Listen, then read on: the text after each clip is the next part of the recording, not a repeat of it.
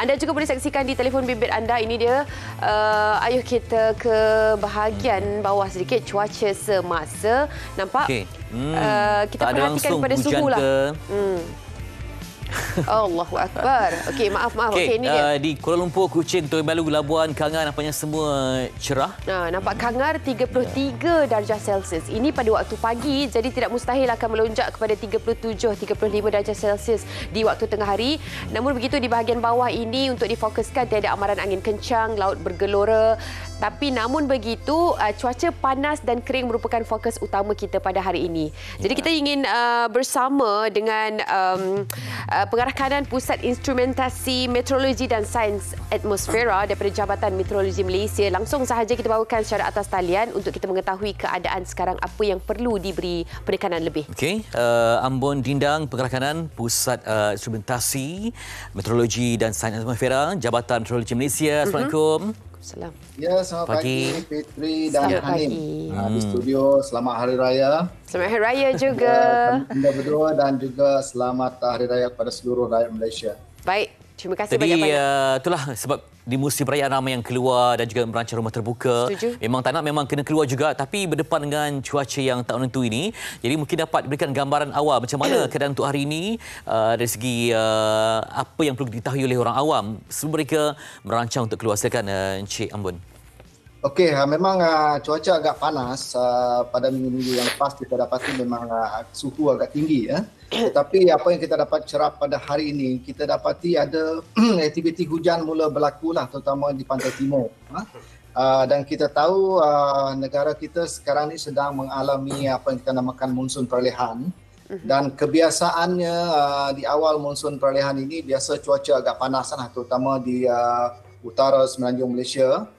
Dan kita Jabatan Meteorologi Malaysia juga telah mengeluarkan tahap cuaca panas tahap 1, iaitu suhu melebihi 35 darjah Celsius tetapi kurang daripada 37 darjah Celsius untuk 3 hari berturut-turut. So itu untuk tahap 1 cuaca panas di negara kita. Dan untuk semalam kebanyakan cuaca panas tahap 1 ini kita keluarkan untuk daerah-daerah di negeri Kedah dan juga di Kelantan, di utara semenanjung. Di lain-lain bahagian ataupun lain-lain negeri, terutama di bahagian selatan dan tengah semenanjung ini agak bernasib baik kerana kita sering mendapat hujan. Walaupun hujan itu tidaklah lebat dan menyeluruh, tetapi dia boleh membantu sedikit dari segi mengurangkan suhu di negara kita, terutama di kawasan Kuala Lumpur. Semalam pun agak lebat juga hujan. Dan membantulah untuk mengurangkan suhu di kawasan tengah dan selatan semenanjung. Tapi di utara masih lagi cuaca panas dan kita jangka dalam beberapa hari akan datang dan kemungkinan hingga ke awal bulan Mei nanti akan banyak lagi aktiviti hujan kita jangkakan berlaku di negara kita. Adakah cuaca panas dan kering ini terutama sekali di kawasan-kawasan yang disebutkan tadi akan mengalami satu perubahan yang lebih daripada apa yang kita jangkakan setakat ini, ataupun mungkin meniti kepada perubahan monsun itu adalah lebih baik berikutan dengan taburan hujan? Bagaimana?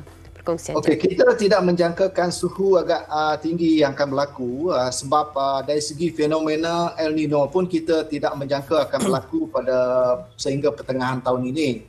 So kalau berlaku pun mungkin hujung dan kesannya mungkin awal tahun hadapan ataupun tahun hadapan. So jadi dari segi suhu di negara kita menjangka dalam sekitar 36 dan bawah 37 lah. Kalau mencapai 37 itu dah agak tinggi. Tetapi kita jangkakan dalam beberapa hari lagi akan datang, kita jangka ada hujan akan datang, cuaca lebih lembap lah untuk negara kita dan ini boleh membantu mengurangkan suhu. Terutamanya di semenanjung utara sana yang banyak sekarang ni ada gelombang haba tahap 1 yang kita keluarkan pada semalam. Jadi ada keperluan untuk seperti pemilihan awan dan sebagainya, Tuan?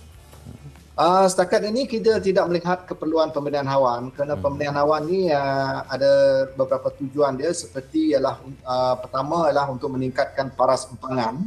So paras empangan di utara seperti Pulau Pinang sudah memohon dan kita dalam pertimbangan lah bersama dengan pihak NATMA dan juga Tentera Udara Diraja Malaysia dalam proses untuk penyediaan melakukan pemberian awan bagi meningkatkan paras empangan di negeri tersebut. Dan bagi operasi jerbu, kita belum tahap kepada bahaya. Jadi kita tidak ada rancangan lah untuk melakukan operasi pembenihan awan untuk mengurangkan kesan jerbu. Kerana jerbu ini berpunca daripada berlakunya titik panas yang banyak. Sekarang ini apa yang kita dapat perhatikan dengan semakan dengan laman web ASMC, kita dapati titik panas di sekitar negara kita dan juga negara jiran adalah sedikit. So ini tidak menyumbang kepada jerbu lah. Okey. Bagaimana dengan gangguan bekalan air yang dikhawatiri akan berlaku disebabkan cuaca ataupun mungkin permintaan yang tinggi sewaktu perayaan? Komen daripada Encik Ambon sendiri. Okey, jadi gangguan bekalan air yang di bawah sedia adalah operator air, kawal sedia air di negeri masing-masing. So mereka akan memantau lah dari segi paras empangan yang membekalkan air tersebut. Dan sebagai contoh yang seperti saya katakan tadi, negeri Pulau Pinang sudah mula memohon dan kita akan mempertimbangkan untuk mengadakan operasi pemberian awan apabila keadaan atmosfera adalah sesuai lah. Dan kita sudah ada tarikh dia dan cuma menunggu untuk operasi lah. Dan negeri-negeri lain setakat ini belum ada memohon untuk kita melihat keperluan dari segi operasi pemberian awan ini.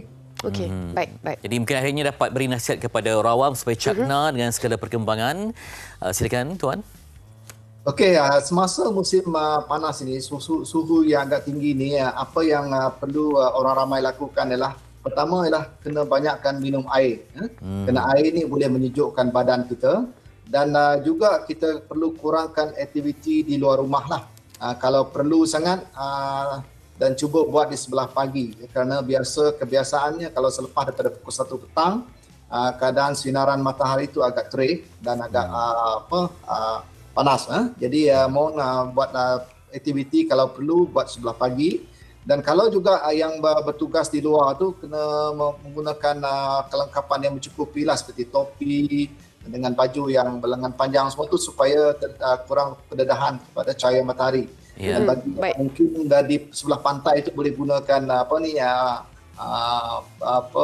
lotion yang bersesuaian lah. Dan juga di musim panas ni cuba elakkan untuk melakukan aktiviti pembakaran terbuka.